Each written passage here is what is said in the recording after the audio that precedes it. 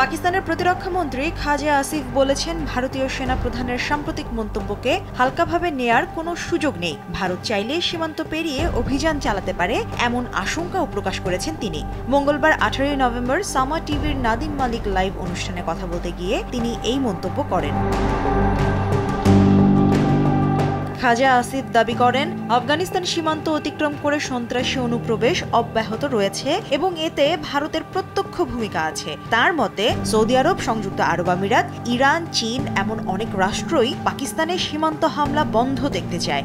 আফগানিস্তান নিয়ে পাক প্রতিরক্ষা মন্ত্রীর মন্তব্য দেশটি সন্ত্রাসীদের আশ্রয়স্থলে পরিণত হয়েছে। তিনি অভিযোগ করে বলেন, ভারত চায় না ইসলামাবাদ কাবুলের সমস্যার সমাধান হোক, ফলে পাকিস্তান দুই দিক থেকেই সংকটে পড়তে পারে। আর এমন পরিস্থিতিতে ভারত যুদ্ধের ঝুঁকি এড়াতে চাইবে বলেও মন্তব্য করেন তিনি।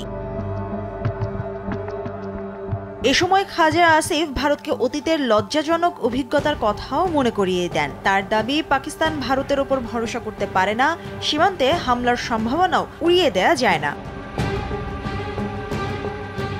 এদিকে পাক প্রতিরক্ষা মন্ত্রীর এমন মন্তব্যের পর একই দিনে সাংহাই কোঅপারেশন অর্গানাইজেশন SCO সরকার প্রধানদের বৈঠকে ভারতের পররাষ্ট্রমন্ত্রী S জয়শঙ্কর বলেছেন, ভারত তার সার্বভৌমত্ব রক্ষায় জিরো টলারেন্স নীতি গ্রহণে দ্বিধাবোধ করবে না।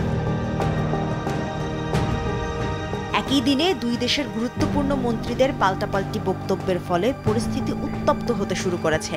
বিশ্লেষকরা বলছেন, একদিকে পাকিস্তানের আশঙ্কা প্রকাশ, আরেকদিকে ভারতের সতর্কবাণী আরেকটি অপারেশন সিন্দুরের ঝুঁকি বাড়াচ্ছে। মে মাসের এই সংঘাতে দুই দেশেরই ব্যাপক ক্ষয়ক্ষতি হয়েছে। তবে 4 দিনের সংঘর্ষে ভারত ইমেজ সংকটে পড়েছে। মুশরিফা নুসরাত, দেশ টিভি।